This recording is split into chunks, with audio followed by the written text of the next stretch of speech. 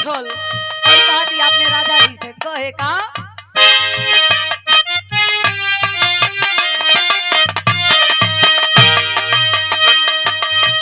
राजा हो तो है कैसे मनाई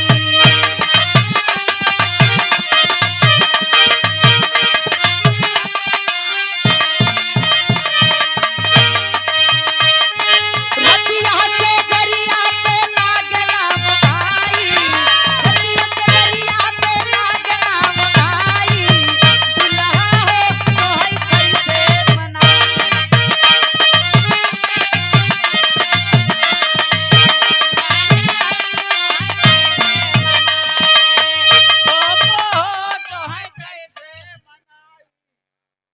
जी असेर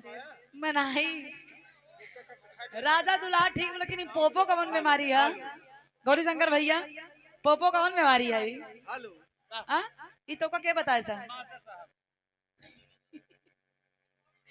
ये कुल सिखाइबा का होला पोपो शानदार 100 रुपया के आशीर्वाद हमरे अशोक भैया के अशोक चाचा के नाती हमरे भतीजा हमार का नाम है सक्षम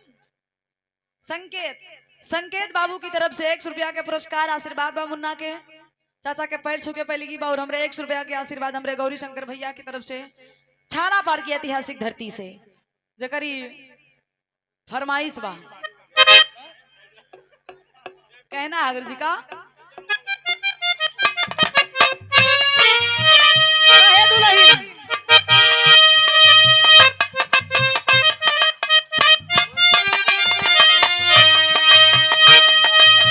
बीते बल पन्नवा हो आईगा जवानी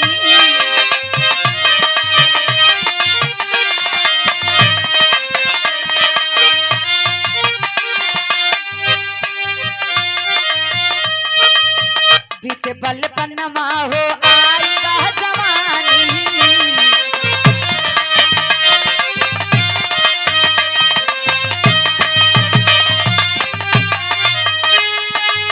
रतिया पे रही रही के रही रही के रही रही के रतिया पे रही रही के मनोना सताई दुल्हा हो तो है कैसे मनाई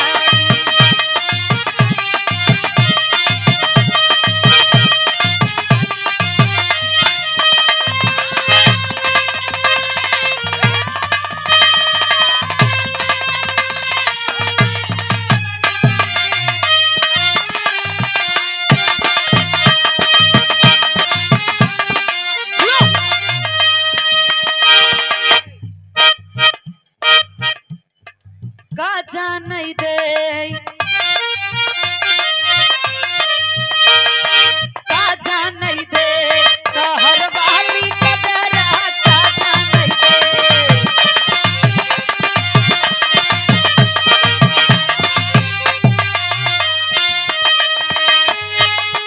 काय का जानई दे शहर वाली कदरा आन के बलमुआ के पूरी मिठाई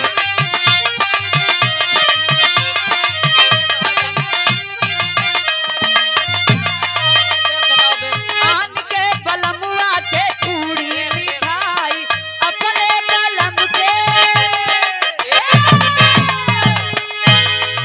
अपने बलम के भवाई नहीं बजरा का जानई दे शहर वाली कजरा का जानई दे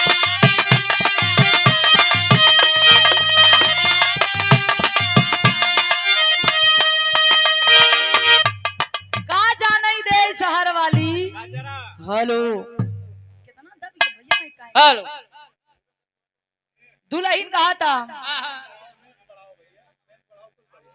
अच्छा लेकिन तनी से गुरु जी और बदल जाए